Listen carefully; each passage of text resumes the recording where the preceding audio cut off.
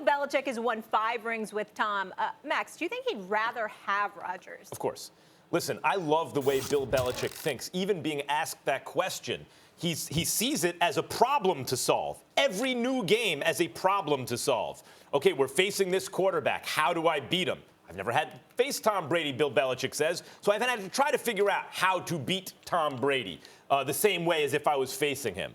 So Belichick's real success as a coach and GM comes from the fact that he takes an unsentimental, sober view and evaluates the players. You mean to tell me he wanted Jimmy Garoppolo instead of Tom Brady, but he wouldn't want Aaron Rodgers instead of Tom Brady going into every season? It's not that Belichick would trade his past with Tom Brady for a past with someone else. They've won 5 Super Bowls together. And they're in the Super Bowl every other year, and they win more than half of those. So, of course, you wouldn't trade the past. But heading into any one of those seasons, if Aaron Rodgers were available to be his quarterback and he could presto changeo, change Tom Brady into Aaron Rodgers, he'd have done it because Aaron Rodgers allows him to do more things. First of all, my apologies to Tedy Bruschi because he probably is annoyed that he even has to be a part of this discussion.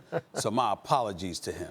I appreciate Secondly, that, Stephen A. So I understand. But secondly, and more importantly, I think, listen, Max, you're wrong. And here's why you're wrong. Because, as usual, you nuance everything. Because I'm going to use that word again. That's our word of the That's day. nuance? You nuance everything. That's nuance? That's just me that's messing with you. The point is, I'm just saying, Tom Brady is Tom Brady. We get that. Aaron Rodgers is an absolute superstar. My problem with your assertion and your analysis, rather, is that you're thinking strictly football. With Bill Belichick, somebody like him, you can never think about that. It's about the relationship you cultivate with one another. It's about the trust factor. It's about intangibles like leadership, galvanizing the troops around you, not necessarily freelancing, allowing him to exercise control freak tendencies whenever he chooses to. Aaron Rodgers, I'm not trying to imply that Aaron Rodgers is somebody that's not coachable or anything like that. I would never insult the man that I consider to be that bad man that he is, the greatest quarterback that I've ever seen with my eyes. But what I'm saying is when it comes to somebody like the Bill Belichicks of the world, there's so much more than talent that goes into it. Personality has a lot to do with it. And when you consider the storylines that have circulated over the last couple of years, the questions about the relationships or so on and so forth, could you imagine if Aaron Rodgers was in that predicament instead of Tom Brady? Tedy Bruschi, that's how I'm looking at it. I'm not looking at just the football. I'm looking at the nuance of it all. I'm looking at the relationship that they have with one another, meaning Bill Belichick and Tom Brady. And to me, you cannot ask whether you prefer one over the other when the one that you have, Max, has delivered 5 Super Bowl championships and 8 trips to the Super Bowl, and the likelihood is that you would have had a better relationship with him in terms of getting somebody to march along your line of thinking as opposed to going with an Aaron Rodgers. Yeah, well, I hear you both. And, you know, first off, a couple things in terms of Aaron Rodgers as a player. And, I mean, for me, am I biased? Probably, of course, yes. I mean, I've won multiple championships with Tom Brady, so having to have that much more intimate knowledge of Tom is going to sway me in terms of how I see him and winning championship with him being a good friend of mine. Watching Aaron Rodgers is special. I mean, he does things that are so amazing at that quarterback position. I don't want to discount the greatness Aaron Rodgers is as a player. Bill Belichick as a coach, the man that's always 3 steps ahead, always looking towards the future, always looking towards the next game or the next player or the next play or the next player he may need to bring in. Very few players have proven him wrong. Very few players have shown him something that he just could not anticipate.